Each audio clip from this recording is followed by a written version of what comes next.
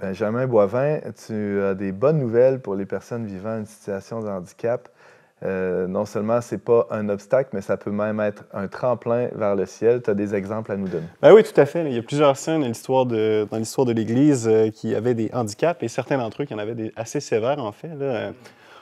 Et d'ailleurs, à toutes les époques de l'histoire de l'Église, on peut penser d'abord à quelqu'un comme le bienheureux Hermann de Reichenau. Donc lui, il a vécu au 11e siècle. Il est mort en 1054 à l'âge de 41 ans. Il avait une fente palatine, une paralysie cérébrale, il y avait le spina bifida ou peut-être une amyotrophie spinale. On ne sait pas trop, mais en tout cas, il ne marchait pas. Mais par ailleurs, c'était un grand intellectuel. Là. Il a construit la première astrolabe d'Europe.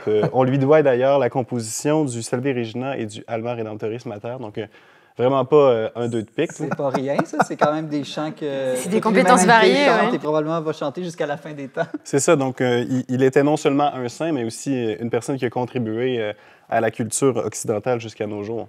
Fascinant. Rappelle-nous son nom, Hermann? Hermann de Reichenau. Alors, Saint Hermann, priez pour nous. Vraiment un chic type. Oui, pas pire, pas pire. Un autre saint vivant une situation de handicap dans l'histoire de l'Église. Ben, je peux vous parler de Sainte Marguerite de Castello, qui est morte à 33 ans en 1320. Donc, elle avait plusieurs problèmes. Donc, elle avait une syphose, c'est-à-dire une bosse dans le dos. Elle avait les jambes de différentes longueurs. Elle était très petite. Elle était aveugle. Donc, ça, c'est vraiment une combinaison, on peut dire, gagnante. Elle a fait l'objet d'une canonisation équivalente très récemment. C'est le pape François qui l'a canonisée en 2021. Puis elle, en fait, la grande douleur de sa vie, la grande peine de sa vie, c'est qu'elle a été rejetée par ses parents. On sait qu'à l'époque, des handicaps de ce genre-là, c'était souvent vécu comme une honte dans la famille, dans la communauté. Donc, elle a été rejetée, cachée par ses parents. Éventuellement, en fait, elle s'est ramassée dans un monastère avec des moniales féminines qui l'ont également rejetée. C'est comme si sa présence dans le monastère faisait ressortir le péché en elle, puis elle n'était pas appréciée. C'était dur à tolérer. Elle a été rejetée par les moniales également, donc il a fallu qu'elle pardonne et ses parents et les moniales. Puis elle a fini comme tertiaire dominicaine, en fait. Et puis c'est une grande sainte qui a beaucoup pardonné et beaucoup souffert. Fascinant. Quelle vie édifiante, malgré toutes ces embûches. Peut-être un petit dernier, Benjamin. Bon, ben on passe du Moyen-Âge à l'époque moderne, là, puis on passe de l'Europe à la Corée.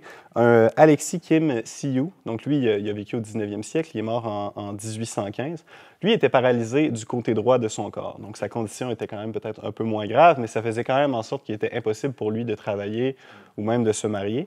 Et puis à l'époque où il vivait en Corée, il y avait très peu, voire pas de prêtres. Donc pour les quelques chrétiens qu'il y avait là, c'était des laïcs comme lui là, qui cherchaient à évangéliser. Et puis lui, éventuellement, avec un groupe de chrétiens, là, il a fait l'objet d'une arrestation, mais plusieurs chrétiens ont été arrêtés. Puis lui, c'est comme s'il avait été ignoré par la police. Donc il a fait « Hey, comment ça se fait que moi, je suis pas dans la gang, là? Puis est-ce que c'est parce que je suis handicapé? » Il a été arrêté lui aussi.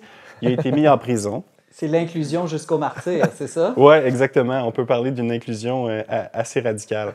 Et puis là, on lui a même brisé la mâchoire en prison pour qu'il arrête de proclamer l'Évangile parmi les prisonniers. Et comme il était sévèrement handicapé, il était impossible pour lui de travailler pour gagner son pain, ce qui était le cas des prisonniers avec lui. Donc, il est éventuellement mort de faim à 33 ans, sans avoir pu travailler. Quelle héroïcité.